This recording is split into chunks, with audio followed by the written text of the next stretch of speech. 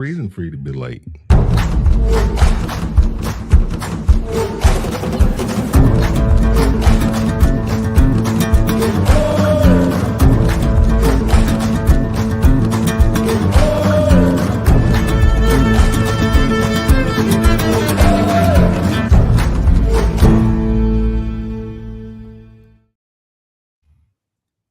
All right, everybody, welcome to another edition of Inside the Pigskin. And we have a dynamite show lined up today. See what more dynamite about it is. I got Steve Ballesteri back in the house. He was a hit last week. Why not bring him back again? Welcome back, Steve. It's great to be here. Look, I'm in the Steve, secret okay? square here in the middle. Yeah, so, being in the secret square between... Yeah, between a USC and a UCLA guy, what could be better than that? Just having a USC guy. I know. This is a show that's really caught on for sure. There you go. We have Candy Ebling in the house. Great to be here talking with you fine gentlemen. Holy Candy. And we have our two combatants, Mr. USC and UCLA, Marvin and Mel. Created the show with these two guys. We're frenemies. That's exactly what we've got. We're frenemies. We're good.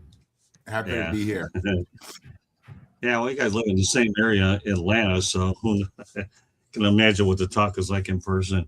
Anyways, we're going to start off with not USC, UCLA. We're going to start off with Massachusetts. Because get this, they're winless. UMass is the first and only school CFB team this year to go 0-12. And actually, they might want to consider moving down to the FCS level. They were outscored 463 to 133 this season, a minus 330 differential. The Minutemen have just 8 wins in their last 7 seasons and 48 losses. They have never won more than 4 games in a year at the FBS level. The past 7 years, UMass is 8-68. In their last 14 seasons as FBS program, they're 26-134, and they've had 7 coaches since 2012. Steve, you're from those parts. What's going on with the Minutemen, boy? I'll tell you, I would have thought going that they have greater access to the Boston area. They do a little bit better than that. Well, they belong at the lower level. I mean, look, as they call it up in Mass, ZooMass, right? That's a party school. They're not big into athletics. I don't know why they're considered a Division I school. They really don't belong there, and it would be best for recruiting if they drop down to FBS level. It really would. I'm just surprised. You have access to the Boston kids, and you're still not able to produce anything a whole lot better than that.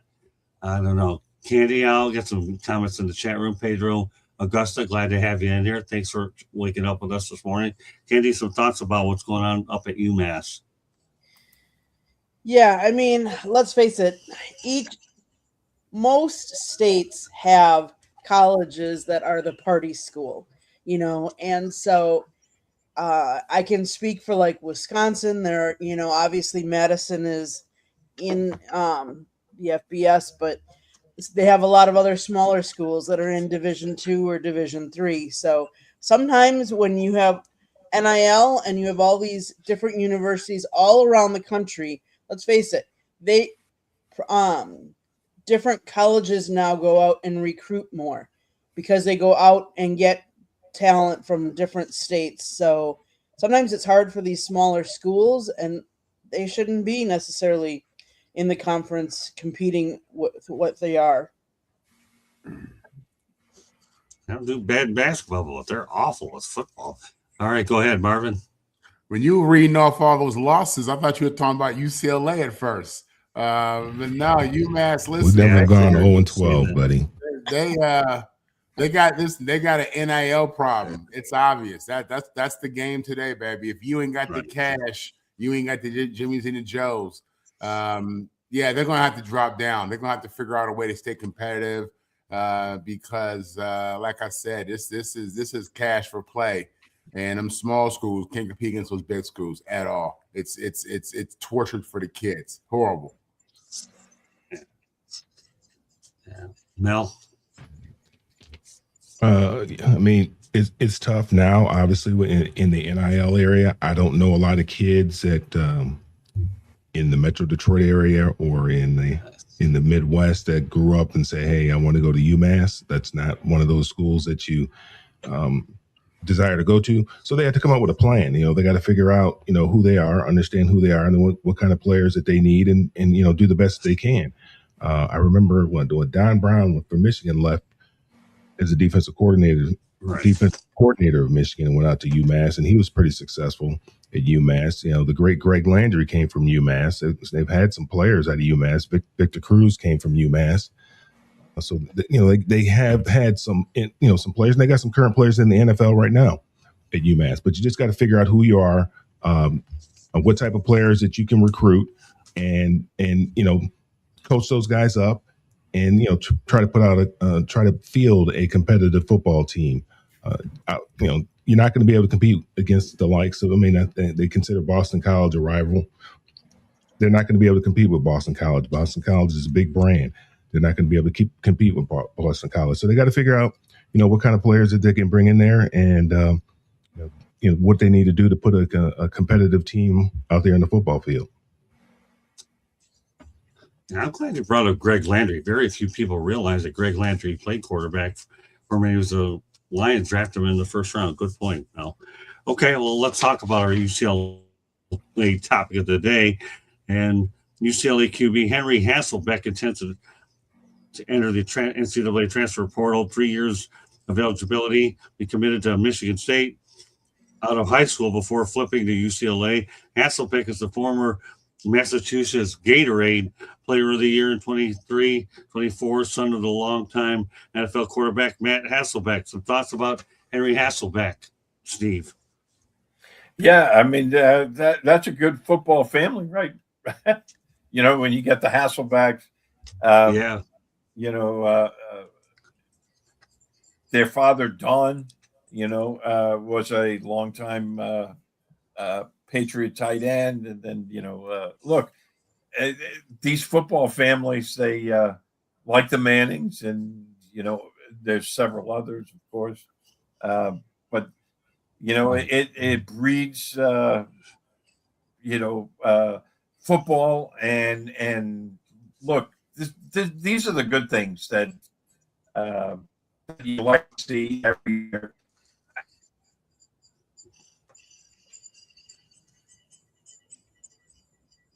Yeah. These are definitely the good things when you're talking about football. When you have the Mannings, for sure, Steve. I mean, you talk about Eli Manning, you talk about Peyton Manning and Archie Manning. Now the Hasselbecks carrying that tradition. So I'm glad you brought that up, Steve. I don't know if can he continue on, and then hopefully we'll have Steve back. So yeah, he's a 6'3", 180-pound quarterback. He redshirted and served as a scout team quarterback for UCLA. He did announce his transfer from UCLA to Appalachian State in January.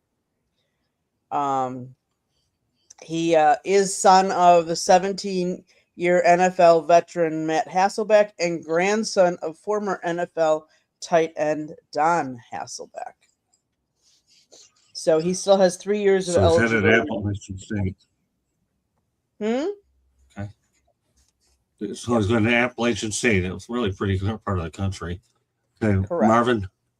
Yeah, I played with Matt. Me and Matt were together in training camp in 2000 in Green Bay. Good dude. It's wild to see his son out there. I'm not surprised he wants to get out of UCLA. They had a horrible season. Nobody wants to be a part of that stench. So he has no chance to play, man. We're too deep. Right. But anyway, yeah, man. Listen, that's the system. The kitchen's getting too hot. You get out, go get him some more money, go find him a new squad. He'll be all right. At the end of the day, he's just trying to get himself into an NFL training camp, and hope he makes it. Okay. There you have it. Let's go on. Hopefully, we'll get to be back soon enough. I'm just glad that he's able to. Wait.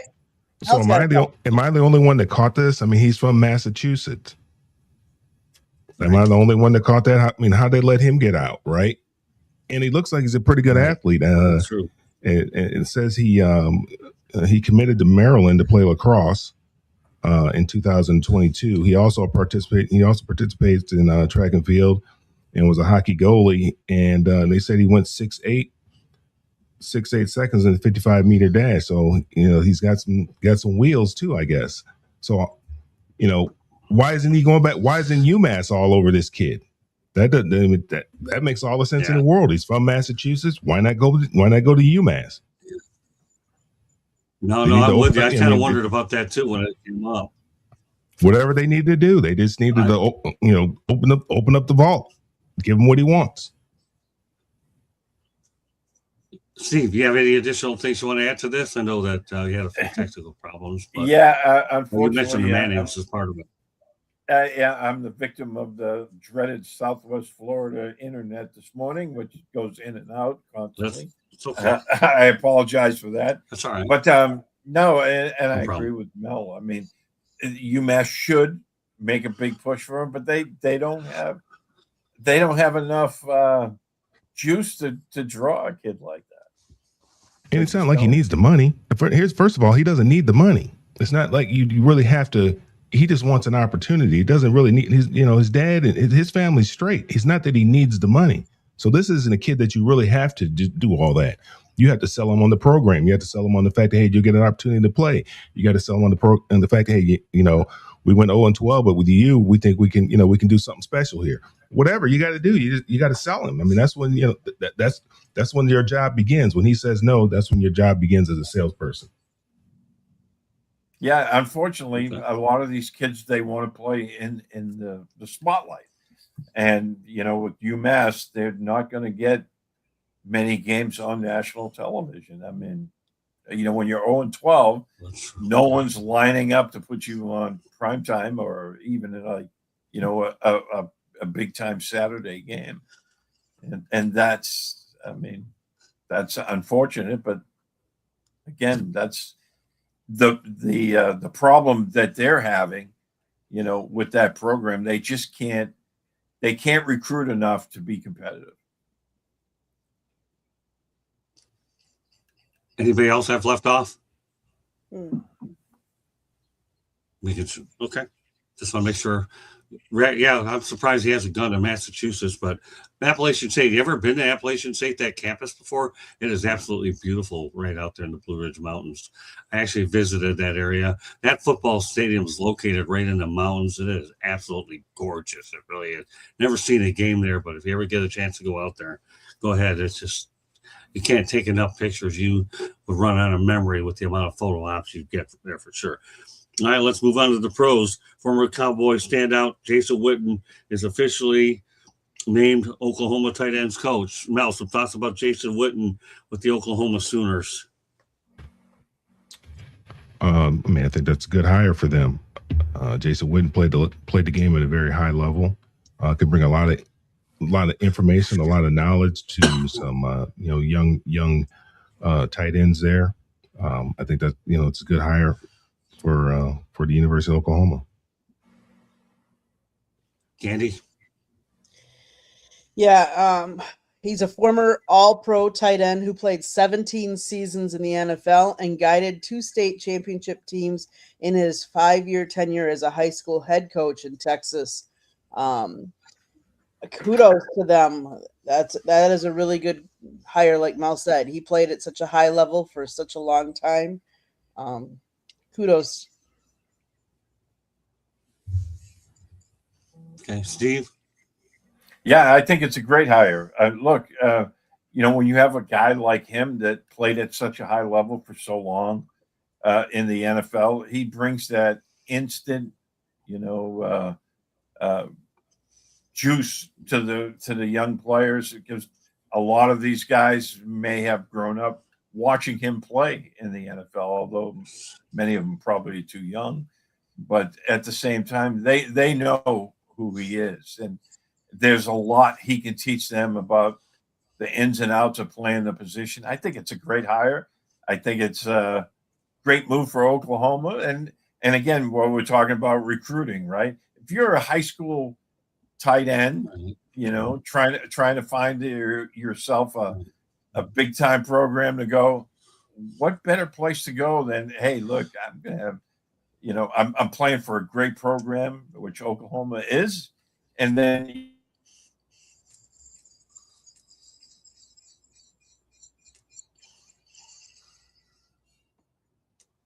I think that's his internet. Well, that's okay. It's that dial Go up. ahead, pick it up, Marvin. Yeah, listen, it's a great hire. I mean, Oklahoma's in the middle of nowhere. They're a name program. They're a blue blood program. But, in this era, man, these kids want, big names are a part of it. You know what I'm saying? Big splashy names. Witten is a guy you can easily sell, Hall of Famer, future Hall of Famer, one of the greatest players of his era, an all-time great tight end. I think he's like 4th in receptions, something like that. I didn't know that he was the head coach of 2 teams that won the state title. That's impressive. That's very impressive. So, yeah, obviously he has an itch. I'm sure he's had many options as to where he can go. For him, choosing Oklahoma was strategic. Again, the big school that's on the map. They're going to be competing for the SEC. And like Steve said, if you're a high school kid and you play, tight end, you definitely want to be coached by a guy this caliber. I mean, he's it. So, yeah, great move. Good look for the school. All right, Steve, you want to pick up where you left off, and you run into a few challenges there. Go ahead, continue. Yeah, it's so much for the higher win. It's okay. Yeah, so much for Xfinity's 1 gig. That's all right. Internet, but hey, look, I just to finish up, I think Witten is a great hire for them, and I think it's going to bear fruit for them.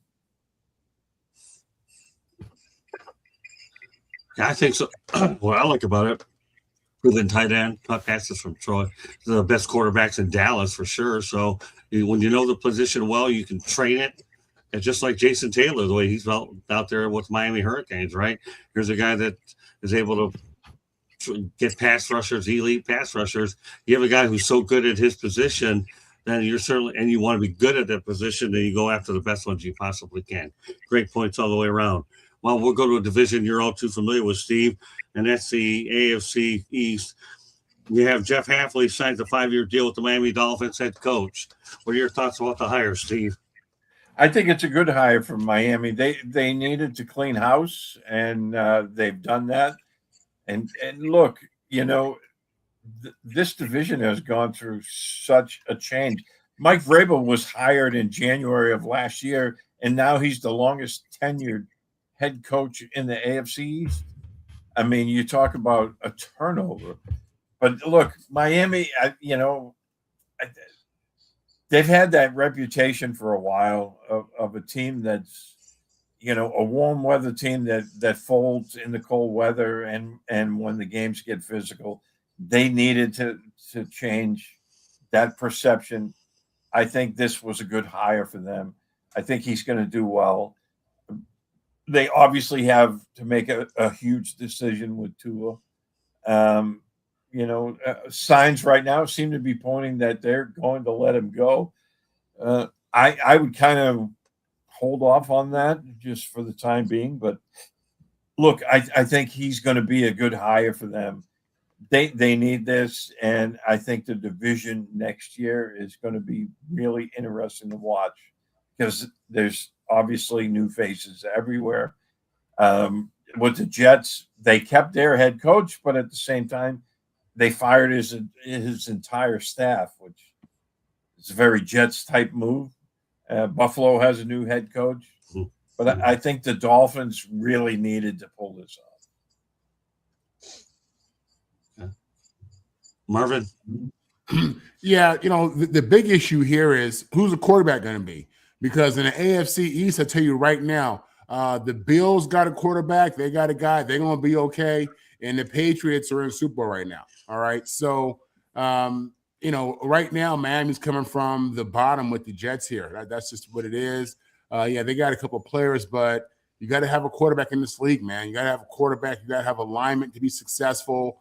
Head coach, GM, quarterback, and to me, the owner over there is a little sketchy. They just let go of the GM. They got a new coach now. They don't have a quarterback. So the Dolphins are going to be, Right.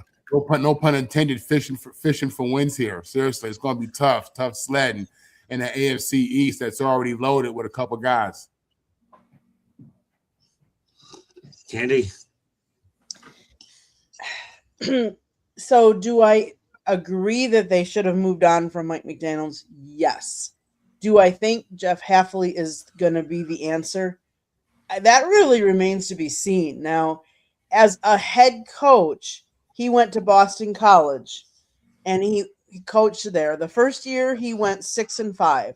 Second year he went 6-6. The third year he went 3-9. And then the fourth year 7-6. That doesn't scream that he's doing a really good job as a head coach. And we've all said that some defensive or offensive coordinators are better as defensive or offensive coordinators. So I think it'll remain to be seen. But yes, he does need to get the quarterback situation solved, because if he doesn't solve that, there's no way he's going to have success. Great point, Candy. No. Because look, I'm sorry to interrupt, but there's no it's better okay. poster Go boy ahead. for that when you're talking about coordinators being great coordinators than Josh McDaniels. Terrible head coach. Mm-hmm. Arguably one of the best ever as an offensive coordinator. And the job he did this year was incredible with New England. And look, he won assistant coach of the year, which probably ticks off a lot of people in Las Vegas. Mm-hmm. I'm sure. Okay, go ahead, Mel. Yeah, I don't really know a whole lot about the guy. I kind of remember when he came over from Boston College and became the defensive coordinator for the Green Bay Packers. I know Troy Aikman was involved in the search process. He talks to a lot of different people around the NFL, doing his job in production meetings and so forth and so on. And he was really excited about, he said, you go into meetings and you talk to some people and you know that this person is going to be, has the goods to be a head coach, to talk about talking to D'Amico Ryans and there was somebody else that he mentioned. But Jeff Hafley was one of the guys that he mentioned that he thought would be a good coach. And again, like I said, he was a part of the process of hiring a coach, and he's pretty excited about him being there. I don't really know a whole lot about him. I don't, recall Green Bay's defense being lights out. But again, like everybody said, if you don't, you have to figure out what you're going to do with that quarterback position. And we all kind of believe that, Tua's in a place where he's so fragile. He's really just trying to take care of himself. And you need somebody, when he was on before the injuries, obviously, Tua was dealing. I mean, he led the league in passing, if I'm not mistaken, passing yards one year. First year, I think Mike McDaniel was down there. But you got to get that. You have to get that position figured out. And if you don't, then it's gonna be tough sledding. Good morning, Eddie. The thing I wonder about this hire is this. You're bringing in another first-time head coach. To me, there were some good veteran head coaches out there. And I'm just surprised they didn't opt to go with a veteran guy. Again, I'm not going to undermine Troy Aikman's decision to guide a little bit there, because Troy's a good football mind. I get that. But you can't bring in a proven veteran coach. That's the part with Miami I just don't understand. Again, I don't know about Hafley to go out there and make a predetermination. Time will tell. He has coached at Boston College, but this is a different animal here in the pros. We see so many pro coaches, and college coaches. The transition is much different. Of course, nowadays you wonder what's going on, but that's another day for another time. So I don't know. Do I think they could have done better? I don't know. I'm not involved with them, and all I do is report on what I see, and that's all we're doing here today. All right, now we're going to get interesting, Steve. I just wanted to set everything up with the appetizer with all these snubs, Pro Football Hall of Fame snubs, and you had a couple in New England. When you get the president of the United States talking about one, then you definitely have to bring it up. President Donald Trump wants, and I repeat the word, people, wants Bill Belichick's Hall of Fame snub to be overturned. My goodness, he wants it. You're going to sign an executive order, President, to get it done? Good luck, okay. And, of course, people have to look into Spygate, whether that had something to do with that. In the press conferences, we know there were anything but colorful, Steve, but you were at all of them. Why do you think that Bill Belichick wasn't a first ballot Hall of Famer? Well, look, I think, it's a complicated thing. At the voting, the way they do this nowadays, it's kind of odd. But at the same time, look, Belichick was fined for Spygate, and I think there remains a lot of people that really have a lot of hard feelings about that. And he was never suspended for it; he was just fined for it. Which I think if he was suspended, you could kind of see the reason behind that. But they only gave him a fine. And I think, the other part of the equation was, Bill wasn't, as we've all seen, he wasn't that kind of, quote machine as a head coach when dealing with the media. And a lot of media people really disliked him for the way he handled his press conferences. And, if that's the case, which I think some of it pertains to that, it's a lot of sour grapes on the part of media types. Look, he's not being, nominated for the Hall of Fame because of the way he dealt or didn't deal with the media. It was supposed to be for on-field stuff. And even if you throw out, like the first 3 Super Bowls, if you're going to say that the only reason they won those was because of Spygate, he still had a Hall of Fame career after they turned the cameras off. He won another 3 Super Bowls, went to 4, right? So I think a lot of that had to do, and let's call it what it is. There's a lot of sour grapes out there, with the Patriots and with a lot of the NFL. And, people were pointing toward Deflategate, which was proven to be, complete BS. Call it what it is. It was science, but Right. Once that was proven, then why was Tom Brady suspended? Everyone says it's because the commissioner said that, he can do whatever he feels like. And Belichick had nothing to do with that. So I think a lot of this had to do with, personal animosity toward Belichick with a lot of the media types and even some of the NFL types. He was not the guy that a lot of people want to seek out at a cocktail party. Yeah, the media is holding a grudge, period. Same thing happening with baseball with Barry Bonds. You treat the media like garbage, it's going to happen. They're going to bite you later on when it comes to immortality. That's what it looks like to me. Yeah, well, Terrell Owens. Yeah, they're going to send you a message. You treat the media poorly. Don't bite the hand that feeds you. That's really what it comes down to. Barry Bonds treated the media poorly, and they paid him back. Even David Ortiz was, you ought to know him up in Boston. He's a media darling. That's why they'll cut you a little more slack. If you treat us pretty good, they're going to treat you great. Barry Bonds found out the hard way. David Ortiz found out the right way, that it worked to his benefit, is really what you're looking at. So, but I agree with you. You hold a grudge. The media does hold a grudge. And I think that you might have seen, I don't care about all this stuff. Well, some of these last seniors or last year. No, if you wanted to vote for him, you could have. But obviously, there's a lot more to this than meets the eye. That's what you're learning, Marvin, okay, about the inner workings of how this thing is going. Okay, go ahead, Marvin. I think we've given you something to bite on. Yeah, listen, Donald Trump, he's such a hot mess right now. This guy's just, the fact that he wants to give his opinion on Bill Belichick, but we still ain't seen the files the way we want to see him is crazy to me. And then his most recent, internet social media episode with the Obamas is out of this world. So, yeah, he's not somebody who I think needs to spend any time on this. He has bigger fish to fry. Listen, Belichick, if Belichick's not a first ballot Hall of Famer, who is? If Robert Kraft is not a first ballot Hall of Famer, who is?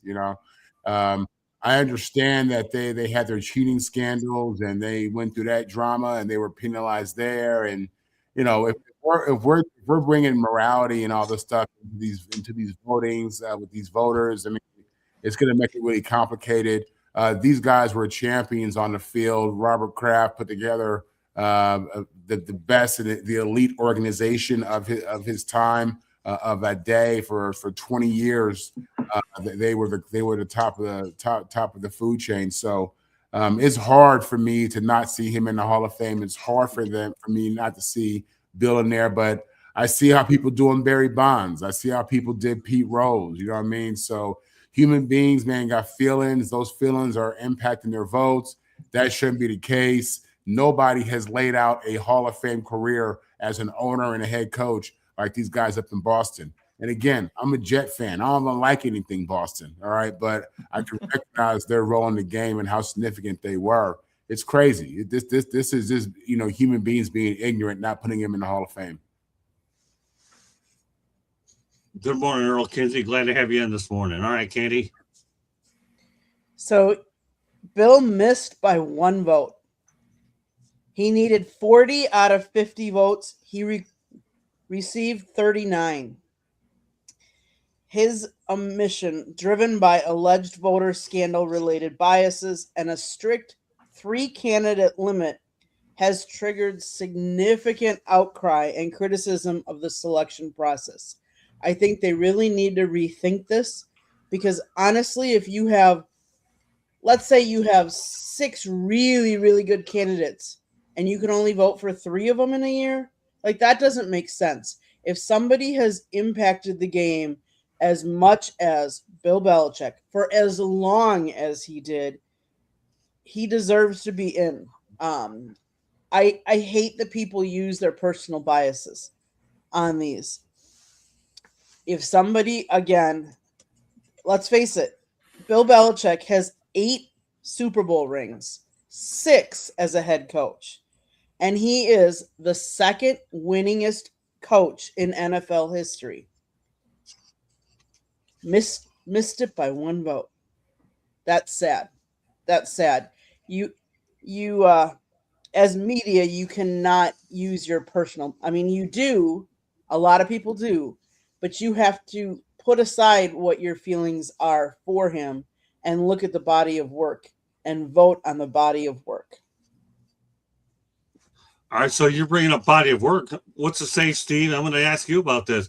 His body of work after Tom Brady, I'm wondering if that factored into the decision-making process of these voters. All right, you did it all with Tom. Okay, what have you done without him? Do you think that might have been influenced by a vote or two, Steve? I don't buy that. Look, you take any Hall of Fame coach, right? There's always a quarterback involved because it's a piece of the puzzle. You have to have actually 3 things if you're going to have a dynasty, right? You have to have ownership, you have to have a head coach, you have to have that quarterback. And then if you don't have all 3 of those, it's not going to work. Now, look, Belichick at the end of his Patriots tenure, they did not draft well. Early in his career with New England, the Patriots drafted extremely well, and they always brought in those type of what we used to call up there the working class free agents, right? Guys who filled roles. To Eddie's point, Walsh won with multiple quarterbacks, 2 guys that are in the Hall of Fame, Steve Young and Joe Montana. So you have to have that, okay? You have to.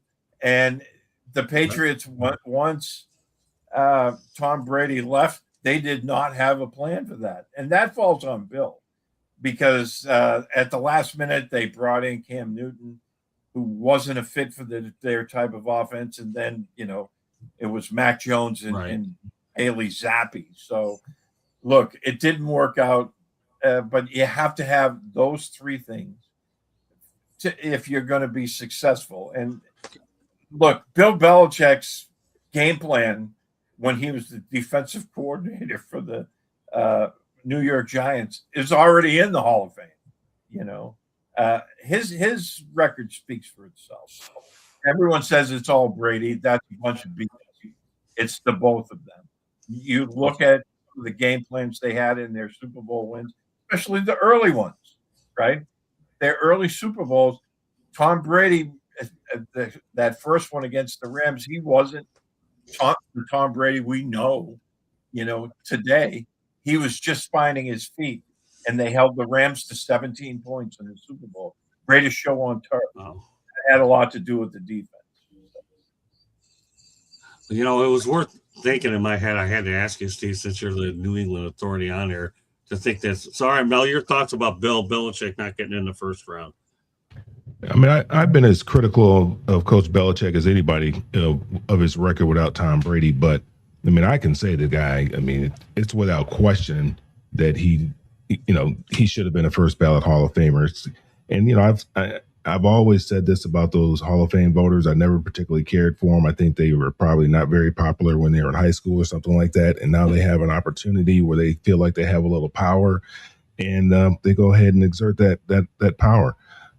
Just like Ken Griffey Jr. wasn't a unanimous Hall of Famer. How's Ken Griffey Jr. not a unanimous Hall of Famer? I mean, it's about what these guys did on the field, not how they treated you when you went up to them to get an interview. That has nothing to do with it. That's not a part of their job. I don't see anywhere in their stats, about how they treated the media. That has nothing to do with how they went out there and performed their job day in and day out. And these guys don't really appreciate what it takes to do what they do over 100. What is it, baseball? 162 games. To be able to go out there and do what they do for the number of seasons that they've had to go out there. That they've gone out there and done that. For a guy, I think Barry Bonds, or not Barry Bonds, I'm sorry, but even Barry Bonds. I mean, you got the home run king and you got the hits king. Neither one of them are in the Hall of Fame. And then you got the Super Bowl coach, the coach who's won the most Super Bowls, and the owner who's won the most Super Bowls, and they're not in the Hall of Fame. That doesn't make any sense to me, because if Bill Belichick and Robert Kraft are not Hall of Famers, then I don't even know why you have the Hall of Fame. I don't know who is a Hall of Famer then. Well, it's funny how you mentioned Ken Griffey Jr. Ichiro Suzuki should have been 100%, never got in there because one person didn't do it. Well, let's segue over to Robert Kraft. Wasn't voted in on the Hall of Fame on the first ballot either. So, Steve, this one is mind-boggling. You got Jerry Jones in, but Robert Kraft not. That to me is weird. I don't get that. Robert Kraft, if anybody, deserves to be there, considering where that franchise came when he bought it versus where it's at now. I don't get that. Yeah, I Go ahead, Steve. I think a lot of this has to do with, people having ill feelings toward New England. I mean, look, they're woefully, I believe, underrepresented in the Hall of Fame with 6 Super Bowl wins. You look at the players that are in. There's very few. You look at other teams that had those dynastic reigns, and they're very well represented in the Hall of Fame. And thankfully, Adam Vinatieri got in just this year. But I think there's still a lot of ill feelings toward New England with the voters, with ownership, and I just look at what Kraft did in 2011 when they had, the big work stoppage, and and what he did to alleviate that. Plus the fact, look, Jerry Jones is in, and since Jerry Jones has been in, the Patriots have been to 11 Super Bowls. So, I mean, what more can an owner do, to prove that he belongs? I don't know, but. Look, I just think a lot of this is politically based and not on performance. And, Kraft will probably eventually get in, hopefully before he passes on, because he's getting up there in age. I think Belichick will definitely get in at some point. I just think that acceptance speech ought to be a good one.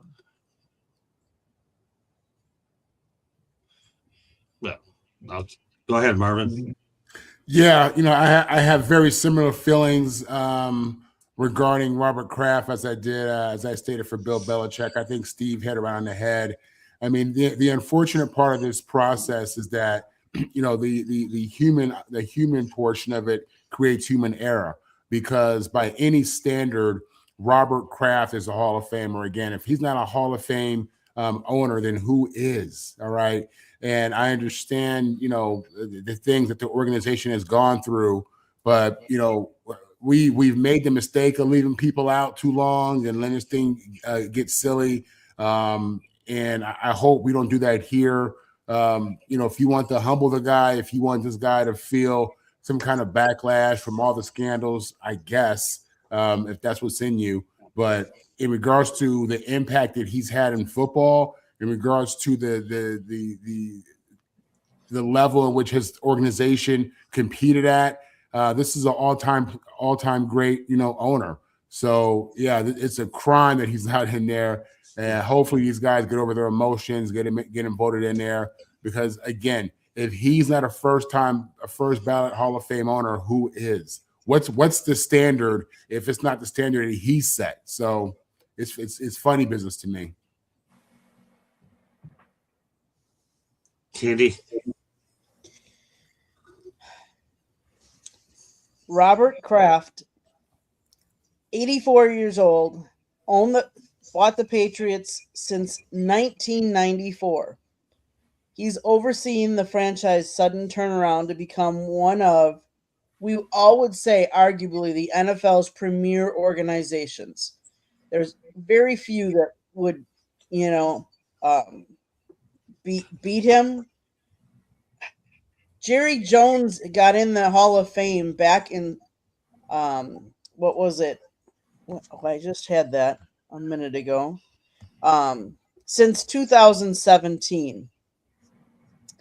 And I understand Jerry Jones has done a lot with marketing and done a lot as that side of things, but Robert Kraft should be in at this point. This isn't his first year of eligibility to get in there either. He's let's make that clear too. But why he isn't in as an owner that has done more for the league and his team, winning it as often as they have. Let's face it, Steve, you said you need an owner, you need a coach, and you need a quarterback. And his job was to get the coach in there. He got Bill Belichick, then get Tom Brady in. Obviously, Tom Brady restructured contract after contract to stay there. Well, that doesn't take just Tom. That's a combination, and Kraft should be in. I hate these personal biases, but he should be in. I mean, one thing they don't mention is, and maybe they're trying to get a little more distance, a little more runway in between that is, that little incident happened down there in Florida before the Super Bowl back in like 2019. So they haven't brought that up, but I don't know if that plays a factor in it or not. The case was ultimately dropped, but it was, wasn't pretty for Mr. Kraft.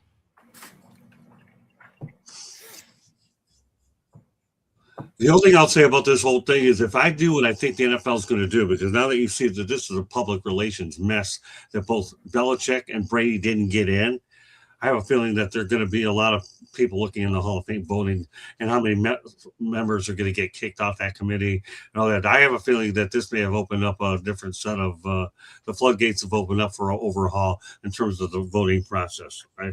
I've been to some of those events, Steve, as you probably have over this.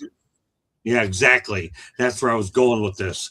I have a feeling they'll both get in next year for sure, after what just happened this year.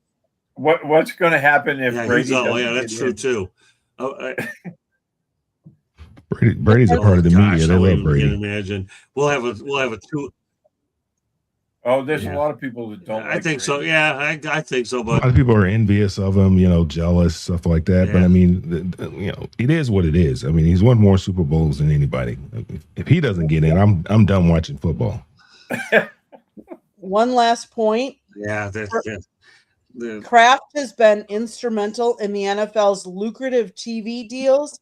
He has chaired the league's media committee for more than a decade, and he helped secure an 11-year broadcast rights deal worth $113 billion in 2021. Yeah, the Kraft one is more mind-boggling to me than the Belichick one, and I'll tell you why. Because of everything we've talked about, Belichick, I guess I understand a little bit because the media, you really do have to get along with us a little bit. You got to give us a little something to work with. Now, this guy here, his responses, I hope to work with him at some point with the K's, if not next year, the year after when he comes down to our neck of the woods to talk to him once. It's a goal of mine. You'll see if it happens, but you can't. You got to treat the media with a decent amount of respect and give us something to work with. And some media members will hold a grudge, and you don't know if that all it took, and he only missed by one vote. You know if that one vote is a result of a grudge. You just never know. Or Kraft is different. He should have been in by now. The winning speaks for himself. Then I know when he bought that franchise, they were in tough shape. Didn't they have a guy that was the shaving guy that ended up from? Yeah, I'm trying to remember the guy's name. Yeah, well, they had Victor Kayam. right. Yeah, Victor so Kayam. I hear that was a mess when he bought it. Well, and then James Orthwine was the owner after him, and they were planning to move to St. Louis. And Kraft, what he did was he bought the old stadium. So what Kraft has done. Yeah, and then he was able to finagle a deal where, he bought the team and kept them there. And then after, because the old stadium was absolutely horrible, and then they were able to keep the team there, built a new stadium, and their success followed. But I mean, they were very close to moving to St. Louis. If James Orthwine had kept the team, they might have been the St. Louis Patriots. Yeah, I mean, so what he's done goes beyond his winning. He saved that French. He saved the New England Patriots in terms of what they really are and the billionaire that he is. I had been doing a little research on that, and I know Victor Kayam was an outright disaster, and then the guy that followed that was unbelievable. We'll get into specifics there. We only have about another 30 minutes or so to go, anyways. But one thing that is encouraging to see is that Patriots defensive coordinator Terrell Williams, who was diagnosed with an aggressive form of prostate cancer on September 11th, is now cancer-free. This is really great news, Mal. Yeah, that's great. Obviously, that's great news. It's, for him, for his family, whenever you get that diagnosis. I was just talking to a friend of mine yesterday, and he was telling me, and I had no clue, and he didn't have any clue, that he just rang the bell, I think in December, with prostate cancer. So, it's one of those preventable things. You just got to go to the doctor. You got to get checked out. And I know Marvin, we talk about it all the time at the PA meetings, and it's just one of the, you just got to go get checked out. But yeah, thank God that he's doing well. And my friend, man, he had stage 4 prostate cancer, and said he went to the doctor earlier in the year and his numbers were well, and then he wasn't feeling good. Something was going on, and found out he had stage 4 prostate cancer. So yeah, that's a blessing. Candy. Nobody likes the C word. The one thing I will say is if you catch it early and treat it early, the likelihood that you can beat it is a whole lot better. So kudos to them for aggressively treating it. Not everybody is as fortunate. I've known numerous people that have succumbed to that disease. So kudos for them catching it. Kudos for them fighting hard and him beating it. Let's face it. Let's try and find a cure for that stupid C word.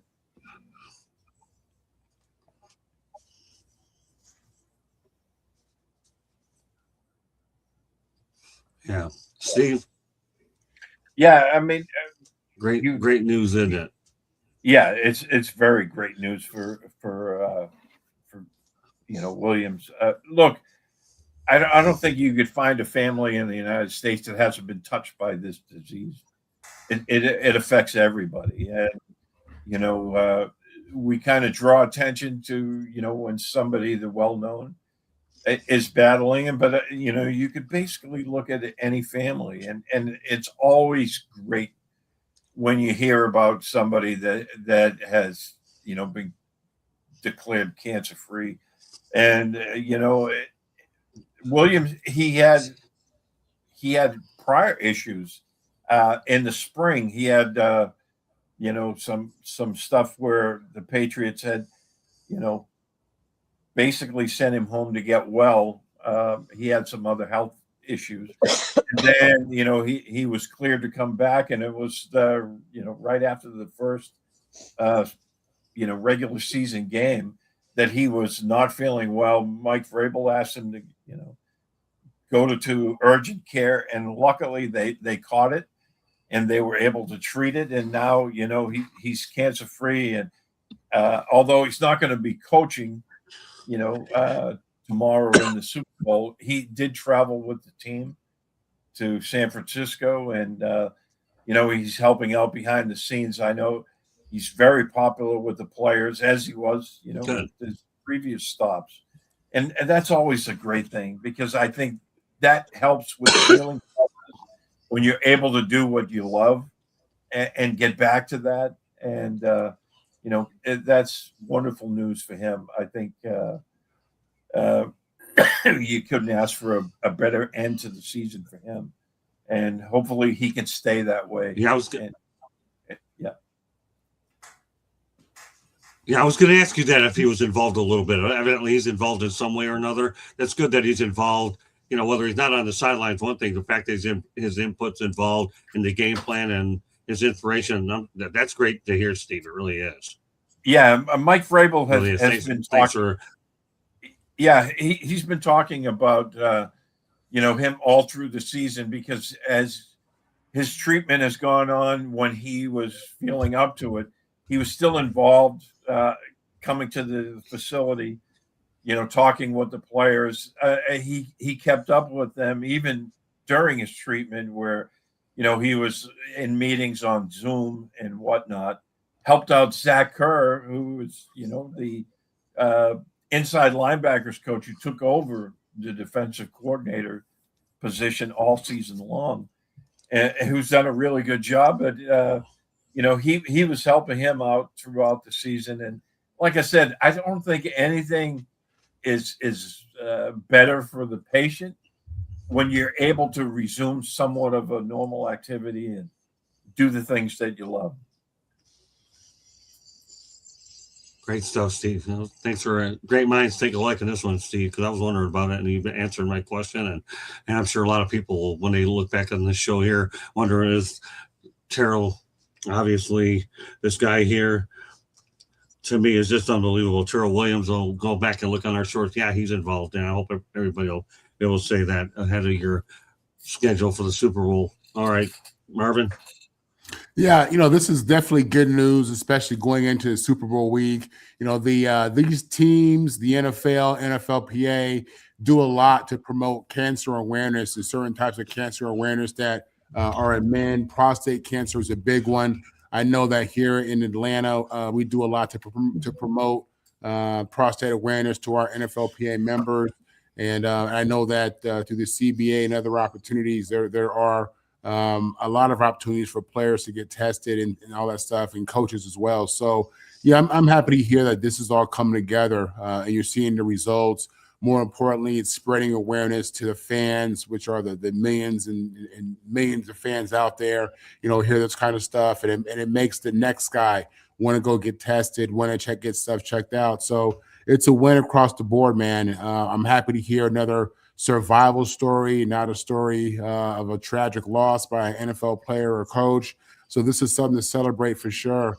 And I just hope that, his story, his success with this journey just impacts more and more people, because it's something that we do need to take care of as men and people. So. Yeah, I've had a lot of family members bit by the C word as well, and it's not fun whatsoever. In fact, I recently had an uncle who just died in August of cancer. It's too bad. So, but meanwhile, I'm glad that at least Terrell Williams is doing well and he's involved.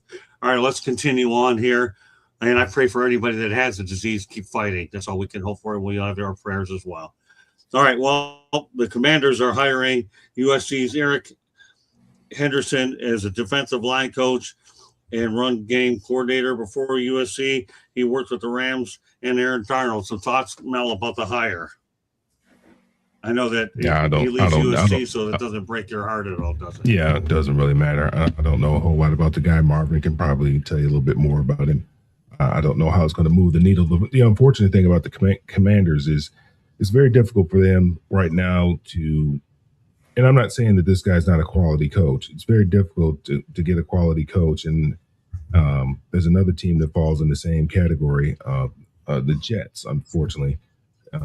It's very difficult to get quality coaches when you feel that the coach's seat is extremely hot. And because nobody wants to uproot and move themselves and their family and not know how long they're going to be there, or feeling that they're only going to be there for 1 year, 6 months, whatever the case may be. And, we all know that Dan Quinn, that seat is probably hot over there for him after the season they had last year. Even though he had a remarkable first season, it's what have you done for me lately? And they didn't do very well this year. There was rumblings about whether or not he was going to keep his job this year. We know Aaron Glenn, everybody's called for his job. So it's, I'm sure the guy's a fine coach, but when it gets down, when you really look at it, people are smart, people are intelligent. They want to go somewhere where they feel they have a little bit of a runway, where they're going to be there a couple of years, 3 years, or even longer, hopefully even longer. I'm happy for the guy. He's going to get an opportunity to coach at the NFL level. I hope he's able to do it for a long period of time. It just doesn't seem that it's going to be that way, unfortunately, for him. Good comment in the chat. Hi, Friend Zone Millionaire. We're all fighting cancer. We have to give our immune system as much help as we can. Great point. Want to make sure we got that up there. Okay. So go ahead, Katie. Some thoughts about Eric Henderson. So he played college ball at Georgia Tech. He was undrafted. Cincinnati, he played for the Bengals, and then he played for the Las Vegas Locomotives. As a coach, he started on the defensive side back in 2016 with UTSA. Then he went to the Chargers, and he was assistant defensive line coach. He with the Rams defensive line coach from 19 to 20. And then for the Rams, he was the defensive line coach and run game coordinator. Then he went from 21 to 23. Then he went to USC for 24 and 25, co-defensive coordinator, defensive line coach, and run game. And now he's with the Commanders. So he's moved around a little bit, but he's been under some good coaches. It remains to be seen. We'll see if his previous history leads to success with the Commanders. Steve? Yeah, I think it's a good hire. I don't know a lot about him, but, his resume speaks for itself. And, he's gradually progressed and he's, earned more responsibility everywhere he's gone. I think this has to be a good hire. I mean, I'm sure Marvin has a lot more info on the coach, but look, I think whenever a guy like this earns his wings, so to speak, it's always a good thing. And let's face it, the Commanders, they needed the help this year. They suffered a lot of injuries after 2 years ago. They were like the Cinderella team that came out of nowhere. They kind of fell back to the pack this year, but with hopefully a healthier 2026, they'll make some noise again. Big point, Steve. All right, Marvin, go ahead. Yeah. Getting you lead on this one. Yeah, Eric Henderson, otherwise known as Henny at USC and by many of his players. Coach Henny has been with us at USC for about 2 years now, came from the Rams, as you said. When he came over, it was a big deal.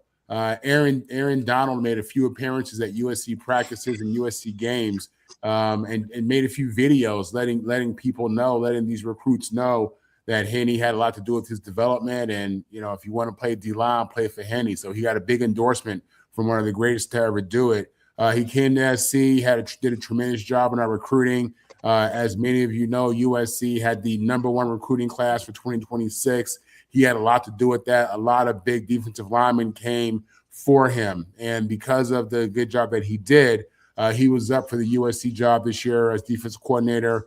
He was named as one of the finalists for the DC job at Georgia Tech. And then you heard him rumored to then he also interviewed with the Cowboys. So, yeah, it looked like he was really trying to take advantage of his time at USC and just get bounced out to get an NFL job, which he did. I think he'll do a good job. He did a good job for us. It's different coaching in college and coaching in the pros, especially as we enter this NIL era. So he probably, wanted to get back to that level, that caliber athlete. And I wish them nothing but the best. They definitely have a good coach, good energy. He'll bring good culture. And everybody who coached with him had a lot of good things to say about him. A lot of players really enjoyed playing for him as well. So, yeah, Eric Henderson should do well in DC, assuming that he has some talent out there.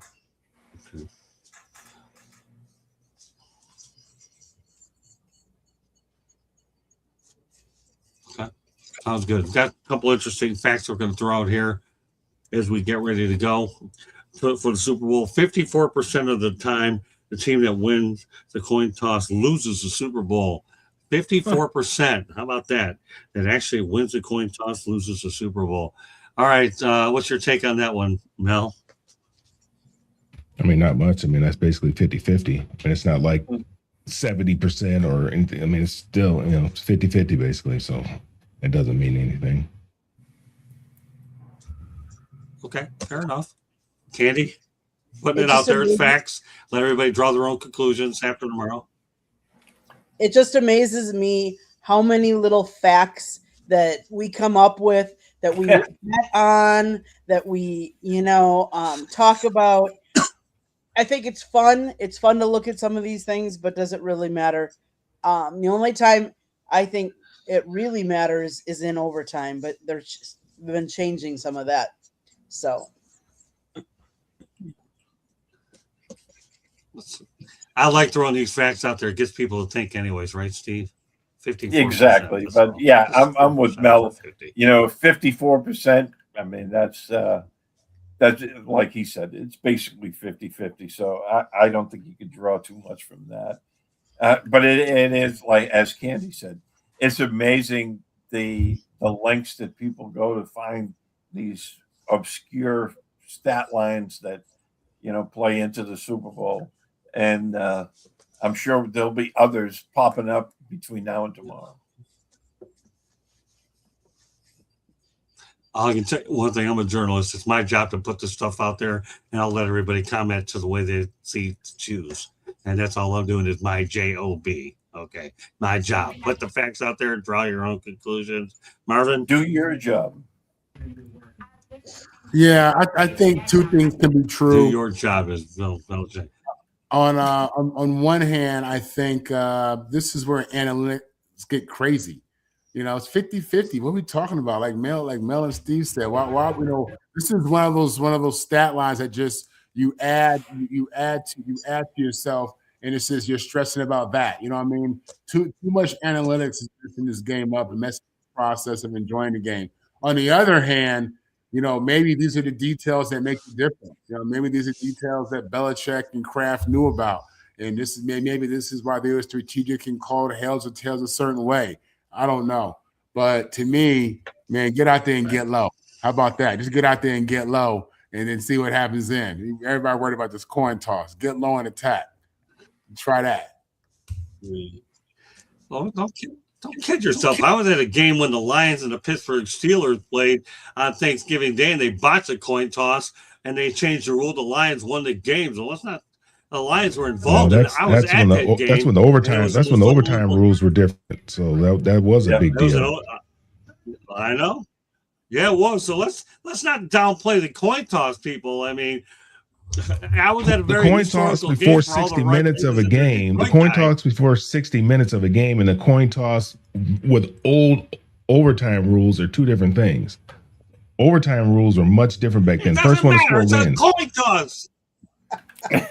So what? It was a coin toss. I'm entitled to be a part of an interesting moment for all the right or wrong reasons.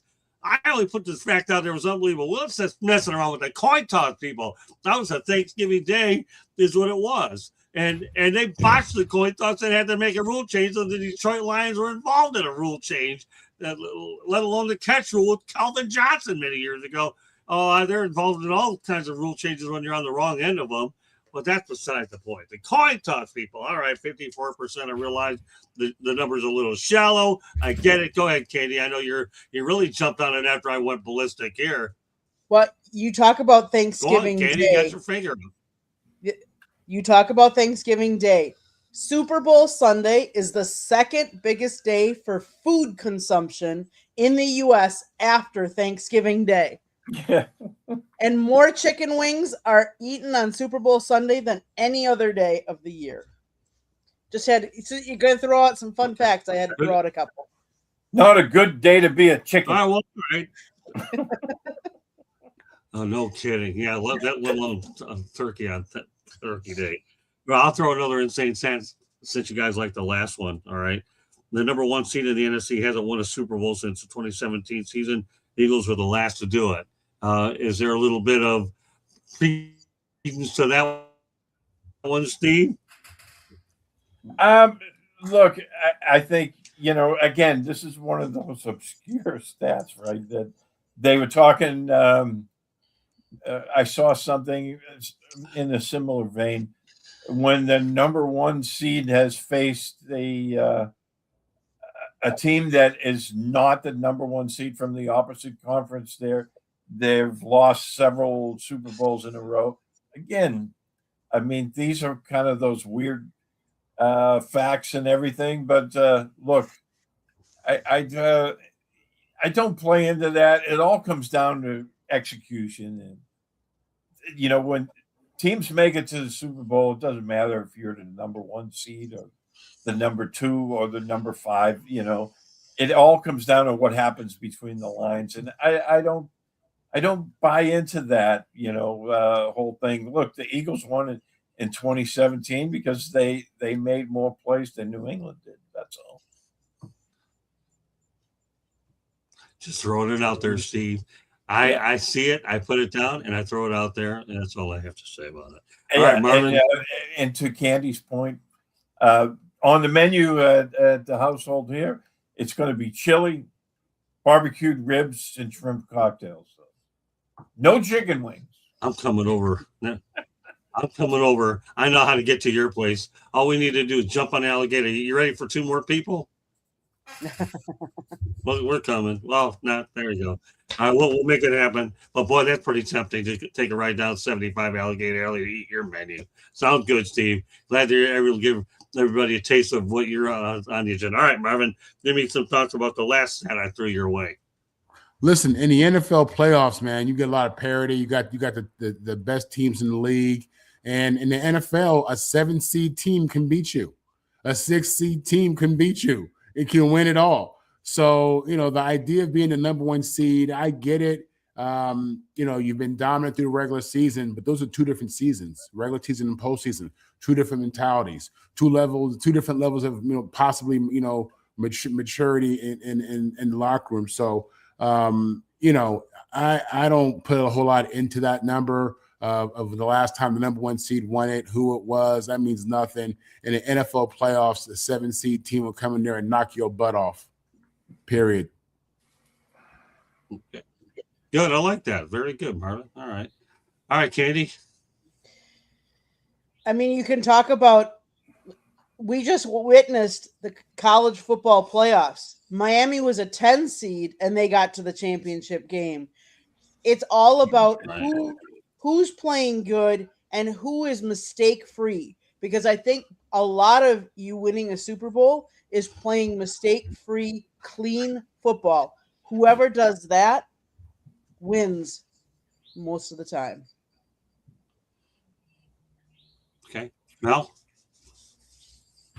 Yeah, I think Candy summed it up pretty well. It doesn't really matter. I mean, for sometimes one conference is stronger than the other, and for a lot of years, it's all one conference has been stronger than the other, and that's why it's so difficult to make it in one conference where you might have a team that's playing very well that might end up being a 5 seed. I think the Rams were a 5 seed, and they're very they played very well all year long, and it could have been a toss up as far as who made it to the Super Bowl, but I don't, it's like any given Sunday, man. That's why you go out there and play the game. Any given Sunday, any team can win, and so everybody has the same opportunity when they get out there and they cross those lines.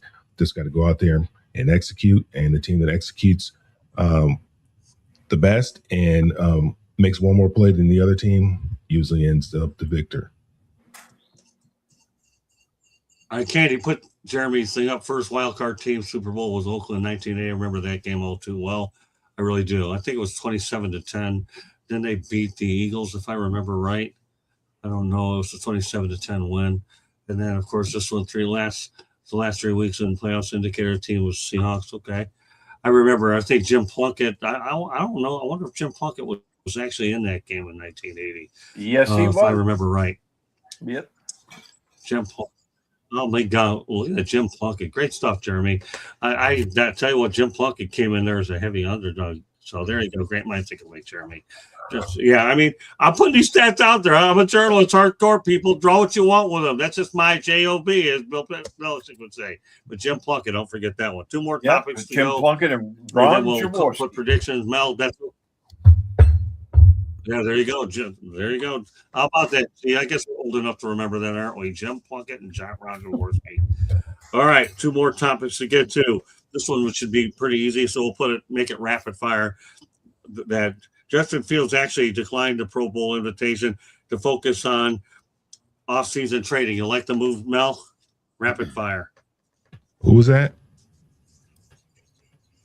Who'd you say declined it? Justin Fields turned down. Yeah, Justin Fields turned down an opportunity to go to the Pro Bowl to focus on his off-season training. Justin Fields. Justin Fields? Did you get that? Oh. Yeah. Really? He decided not to go to the Pro Bowl either, like the rest of them. Yeah, I didn't know that. I mean, they're not doing anything at the Pro Bowl anyway. They're not playing football. It's flag football. It could have went down there and had fun just like everybody else. I didn't realize that he was a Pro Bowler. That's surprising. Oh, news 101. That's what we do in the business, right, Steve? We give news 101. We give information. Steve, we've done that for a while, haven't we? Yes. Some thoughts about Justin Fields saying no to the Pro Bowl. I wish the NFL would just do away with the Pro Bowl. I mean, I honestly, I can tell you I haven't watched it in several years. And the fact that they're playing flag football says it all. I mean, look, I don't have any heartburn with him. So many guys opt out of the Pro Bowl for one reason or the other. They say they're hurt or whatever. But look, they should just do away with it. If you want to name people to, the Pro Bowl, that's fine. But I wish they just do away with the entire game. And I don't have any problems with Justin Fields opting out. He wasn't a Pro Bowl quarterback anyway. So exactly. Yeah, diminished to nothing. Exactly. Great minds think alike. Why? GMT, we got to put that one in there a lot today because Steve and I and everybody, we're on the same page with all this great stuff that we have to put out there regardless. So, all right, go ahead, Marvin. People made such a big deal about Shedeur Sanders, being added as like the 6th quarterback to the Pro Bowl. Shedeur made some plays this year. I mean, he gave you some wow moments. You got people who are excited about him playing in this flag football game. Justin Fields was afraid to throw the ball this year. Justin Fields wouldn't get the ball out of his hand this year. I don't think Shedeur making it as an alternate 6th alternate is a joke, but Justin Fields making it for my New York Jets, that's a joke. That's insane. And when I hear that, I feel like they need to just let go of the game, like Steve just said, man. It's when my dad played in the Pro Bowl in the 70s and the 80s, it was a real game. It was a real game. If you were a real fan, you look forward to it because all the best players played, and they played physical, and they went out there and they got it. They were playing the game, at a high level. And they didn't make no money. I mean, the winner got $10,000, the loser got $5,000. This was like in 1980. This was in 89. I want to say the winner got that kind of money. They weren't making no money playing in the Pro Bowl. And then you think about it. The human body can only take so many hits. But these guys was out there sacrificing everything. Justin Fields in the Pro Bowl to me is just laughable. I hope that kid goes on to be, a career backup or gets other opportunities. Obviously it's nothing personal, and I want to see, these players do well. But it was so bad with him and the Jets this year that he needs to just go ahead and get on. And I'm happy he's focusing on improving his craft and not being the 12th quarterback from the AFC to go to the Pro Bowl. Yeah. I agree. Justin Fields just been unfortunate of bad luck. Obviously a raw deal in Chicago and then going to the Jets with this dumpster fire. In Pittsburgh situation, I don't know about that, where I won that yet, but the Jets and what happened in Chicago were just unfortunate. Candy? Yeah, the Pro Bowl, they've made such a joke out of it that they really don't need it. I mean, do it just a skills competition so that you're not competing against each other. I get flag football, but you pay these guys to play football. How many, games of the year? And we're talking about 17 going up to 18. Do they really need to be playing another game, or should it just be like a skills competition? And then throw in, if you want excitement, then put in some other flag football game, from some of the top athletes, maybe the girls or something, just to throw in some entertainment. But yeah, the Pro Bowl doesn't need to be anymore. All right, Candy, let me cut you off. Let me cut you off real quick. Mel has to go in about a minute. So what are your thoughts, Mel, real quickly, of the Pro Football Hall of Fame class? You got Drew Brees, Larry Fitzgerald, Adam Vinatieri, Roger Craig, Luke Kuechly in it, class of 2026. You like the five that are going real quick, then we'll go back to Candy's thoughts. I know you have about a minute. Go ahead, and then put your info if you can. Yeah, I do. I mean, Roger Craig should have been in there. I don't know what took so long for him to. Well, I mean, I know it took so long for him to get in there. His numbers aren't the type of numbers that you look for, that typical Hall of Fame voters look for. But as far as with his impact on the game and what he did, and he was the first dual threat running back. He was the first guy to rush for 1,000 and have 1,000 yards receiving.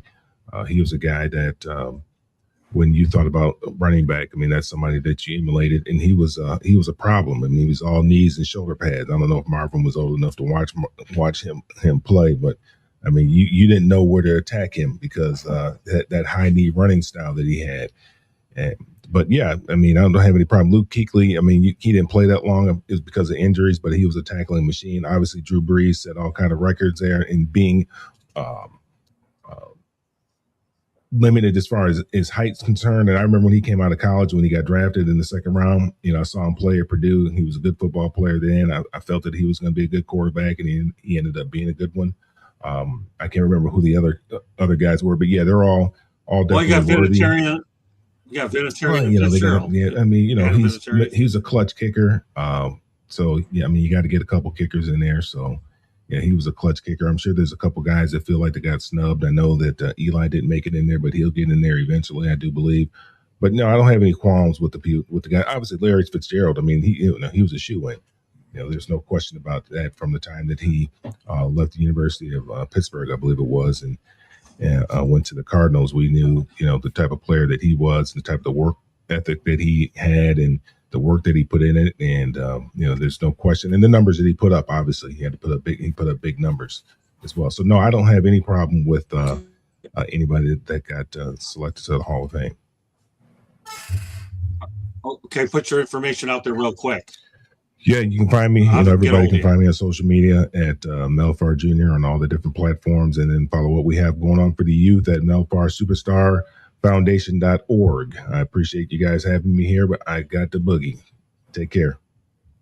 Thanks. I know you do. That's why we got you for the last one too. Great stuff. All right. All right, thanks. UCLA Okay, beat Candy, USC. back to what you finish what you're going to say. No. No, All right, Candy, finish what you're going to say, then we'll go to the final comment. I was pretty Okay. much done. I mean, that All Pro right. Bowl I would do away with. All right, well, then everybody knows what the last topic is, Steve. And we got a Patriot in there. Just wasn't the one that most people thought that they were going to get in. So let's talk about the class that you have: Breeze, Fitzgerald, Vinatieri, Craig, and Keisha. I think it's a great class. I really do. But with all the controversy around it, who should be in there, they got the 5 right. I do believe they did really well on it. So thoughts, Steve? Yeah, absolutely. I think every person that's going in this year is absolutely deserving. And to Mel's point before he had to sign off, I still don't understand why Roger Craig wasn't in before. The rest of the guys are all no brainers. Drew Brees, obviously. Luke Kuechly, yeah, his career was short, but he was a very impactful player when he was playing in the league. Fitzgerald, Adam Vinatieri. I still go back. I think the most clutch kick I've ever seen was the year of the Patriots' first Super Bowl in 2001. They played the Raiders on the old stadium on the frozen grass in New England in a blazing blizzard. I mean, for those people who you see it on TV, it doesn't do justice to how good that kick was. It was a 45-yarder into the teeth of the wind in that old stadium. To me, that was the most clutch kick ever. Tied the game, sent it to overtime where he won it in overtime. I go back to that, but Vinatieri was money in big games, and very glad to see him finally get in. Yeah, I'll tell you what, I'd go as far to say, and I've seen a lot of kickers over the years. He's one of the best kickers to ever play in the NFL. And I'm glad that he's in the Hall of Fame. If there anybody more deserving of Vinatieri, he deserves to be immortalized for sure. All right, Marvin. Yeah, I think it's a great Hall of Fame class. I have no issue with anybody who got in there. Like Steve and like Mel, it was very good to see Roger Craig get in there. I feel like he was just such a dominant and elite player from a very special era in football. This was right before, this is when, the NFL offense went through the running back. Listen, we had great NFL quarterbacks back then. We had Marino and Montana and these guys. But, Roger Craig was the guy who was getting those touches. Roger Craig was the guy who, hit him for 1,000 yards rushing and receiving in the same year. That was unheard of back then. That was crazy, and he was it, man. He was the guy, and he did it for multiple years. So happy to see that situation happen, that he get in there. I'm not really big on a lot of special teams guys, but if anybody deserves to be in the Hall of Fame, it's definitely Adam Vinatieri. Again, as a Jet fan, as a New York sports fan, I don't love a lot of things Boston, but Vinatieri is a special player, absolutely. So, and then everything else just made sense. Luke made sense. Drew made sense. Larry made sense. So yeah, man, this is a great time to be a football fan.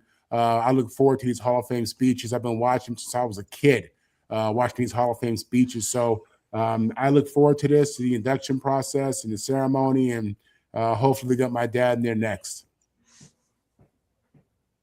Okay, let's go to the interesting fact by Jeremy. Factoid about Keishley won the Butkus Award senior year in football, and in year 3 of his pro career, he feat no other linebacker in the NFL did until this year. Jack Campbell, MLB of the middle linebacker of Detroit. There you go. I appreciate that. That's a good fact. Okay, Katie, some thoughts about this class.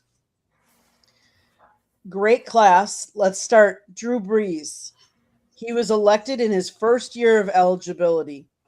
When he retired, he was the NFL's all-time leader in passing yards and touchdowns. Fitzgerald, elected in his first year of eligibility. He finished his career second in NFL history in receptions and receiving yards. Luke Kuechly. He elected in his second year of eligibility. He was a 5-time All-Pro and a 7-time Pro Bowler. He only played 7 years, and he won Defensive Player of the Year in 2013. Adam Vinatieri, elected in his second year of eligibility. He is the NFL's all-time leading scorer and holds multiple postseason records. He has 2,673 points, just to be exact. Roger Craig, he's a 3-time Super Bowl champion. He was the first player in NFL history to record 1,000 yards rushing and 1,000 yards receiving in the same season. All very deserving to be in the Hall. They will be enshrined on August 8th, just so everybody is aware. So let's go over Breeze a little bit. Fox Sports got to be thrilled because, number one, now they have a Hall of Fame quarterback in addition to Brady doing their shows. But let's not forget about what he did off the field. When New Orleans got saddled by Hurricane Katrina, he rallied that community in the manner that he did. And I'll tell you one thing, you talk about a guy who embraced New Orleans and they embraced him, let alone the fact that they won a Super Bowl in New Orleans. That says a lot. If anybody's ever driven by New Orleans after that hurricane, and I did drive it, that was complete devastation is what it was. So that's a lot of people tend to forget about it. As far as Keishley, it wasn't a lot of years. But again, football is a physical game, and that's what happens as well. But I'm glad he got in 7 years, and just goes to show you that he was a tackling machine. But as far as Breeze, there's more to this guy than meets the eye, and I'm really glad that he definitely got in as well. Fitzgerald, we know, is a great receiver. I've already said my piece about Vinatieri. I think he's great. Roger Craig, obviously, one of the first dual multi-purpose backs out there. It is a great class. We'll see what happens.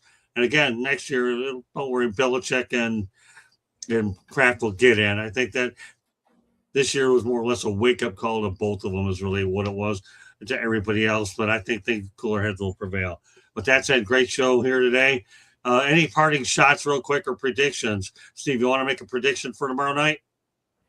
Yeah, I think it's going to be a low-scoring game until fourth quarter, and then we'll see a flurry of scoring. And, of course, you know, I'm drinking the Patriots Kool-Aid, so last-minute field goal wins it for New England, which I'm sure Marvin will hate. Yeah, by Andy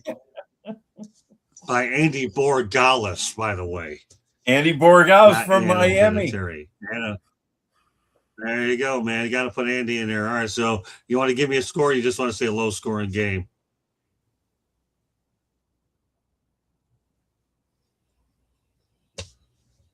Any score?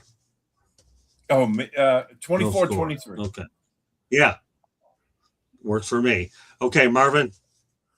Yeah, I'm looking to see Sam Darnold is the first USC Trojan to ever start a Super Bowl at quarterback for USC. So, you know, again, as I said, I'm anti everything Boston. So let's go the USC Seahawks. I got them winning the game. We'll say 30-27 Seahawks. Sam Darnold's the MVP. Sam Darnold's a great throw. We haven't talked about him today because we spent a lot of it the other night. Glad you brought it in at the end. Okay, Candy. I think it'll be Seattle 21-17. One last interesting fact that I just wanted to throw out there. This is one of your way off facts. A 30-second commercial and for Super Bowl I cost $37,500. For this Super Bowl, it's between $8 and $10 million.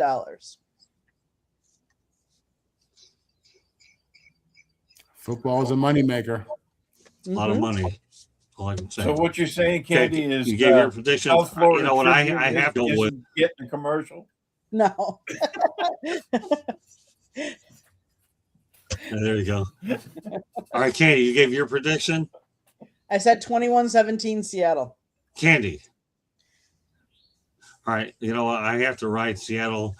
In this case, I'm going to go 27-24 Seattle. I do, but let me tell you, it wouldn't break my heart if New England does win either, because Drake May's a hell of a story. He really is. You're talking about a guy that had one heck of a year under Josh McDaniels and under Mike Vrabel. No matter what happens, both quarterbacks are going to win their first Super Bowl, and they're going to be in a very special category going forward. So what an excellent year. Mike Vrabel's coming out party as a head coach. I'll have more stats by the time we go live again. So, but meanwhile, with that said, great job. So All right, and now Earl Kinsley's putting it out there, 28-17. He's making the Patriots Kool-Aid, 27-17. See, I can't read it. That's okay. I'll put it up there. No, Those that have better vision can do it. Earl is saying 27-17 Seahawks, and then Jeremy is saying Seattle 28-17. There you go. Well, it's good that you verbalize it because we had the audio providers that can go ahead and listen to it as well. All right. Well, we appreciate everybody being on here. All right, Steve, with that said, I'm glad you came on here for this one as well. As Mr. New England Patriot comes on the show before the Super Bowl, you're welcome to come on any Saturday you want if you're available.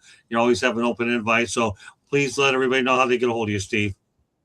Yes, you can find me on Twitter and other social media at SteveB7SFG. I write for PatsFans.com for the past 15 years, and we've been doing a podcast called Patriots No Huddle, and we've been doing that for 15 years as well. So thanks for inviting me on.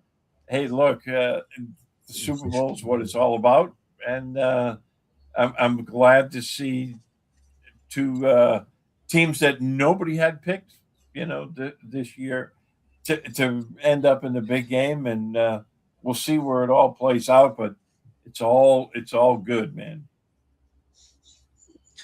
Well, it's all good, and it's even better when you're able to come on Saturday. You know how I feel about you, Steve. You're definitely like an older brother to me and somebody that I view as a mentor. So it's always good to be able to have people that you can speak, that you're on the same level. So I'm glad you're able to make it today.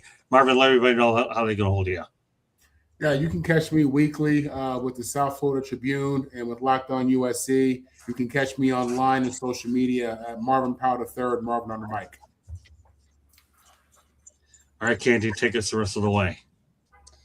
South Florida Tribune Publishing Company published a book, Lessons from the Microphone, Tuning into the Enduring Wisdom of Visionary Leaders. It is written by our host, Scott, the Motor City Madmouth Morganroth, talks about his 40-plus years in the industry and how it has evolved.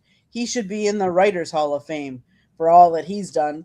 But you can get this book on Amazon, Barnes & Noble, Kindle, Google, and Apple Books. There's also an audio version out there, so go grab it. There, you can find the link on our website, www.southfloridatribune.com, where there is a plethora of great content, so go check that out. If you like to listen to podcasts, you can find us wherever you get your podcast. If you see the red subscribe button in the lower right-hand corner, that means you have not yet subscribed to us. What are you waiting for? Click it, like us, share us with all your friends and family, and then turn on your notifications so you're notified every time we go live. Monday nights, we talk baseball. Tuesday nights, we talk football. Wednesday nights on Sports Exchange, you never know what Scott's got up his bag of tricks. Got to tune in to find out. And then Marvin on the mic with Motor City Madmouth is also on Wednesday nights. Tune in to see what they're talking about. Thursday nights, come on over to the Country Club. Come on over to Fire Up. I lead that show, and you never know what we're going to be talking about. Scott also has Sports Wrap on Thursday nights. And then, of course, Saturday mornings, we do football, and sometimes we do baseball too, especially with baseball starting to ramp up. Watch out, turn on that notification so you're notified when we go live. One last thing, enjoy the game this weekend. Marvin, you and I are going to be in a depressed state because after Sunday, we have NFL Combine, Pro Days, the draft. But as far as football, we're going to go into our slump of no football. No, we're not. We got the United Football League, people. We have the United Football League a little bit. I should be in a depressed state because I don't have the Michigan Panthers anymore. But I'll have some UFL content. I'll keep it real. I promise. I got a lot of great stuff from the Senior Bowl last week, so don't worry, everybody. We'll have it there. I know it's going to be a little bit of a letdown, but we're going to keep the show going for all the people that want to do it. Steve, once again, so glad to have you in here with me. Marvin, don't worry, brother. I'll lift you up. Hang on there. I know you're probably going through those little bit of withdrawals, Marvin. I need to see that energy. Marvin just got that poker face on. He is zoned and focused in the zone today. That's what I love about Marvin Powell III. What can I say? You loaded up with info. Me, I just loaded up with whatever you want to call it. Stats that are meaningful or meaningless. Tonight, maybe you had a couple of meaningless. Take it for whatever it's worth. It's out there. Journalism 101. So with that said, on behalf of Mel Farr Jr., Candy Ebeling, Steve Ballesteri, and Marvin Paul III. This is Scott Morgan, Rock the Motor City Mad Mouth. Thank you for joining us this morning here on Inside the Picton. Hope you enjoy the Super Bowl, and we'll see you next week with our programming. God bless everybody, and thank you very much for joining us. Bye now.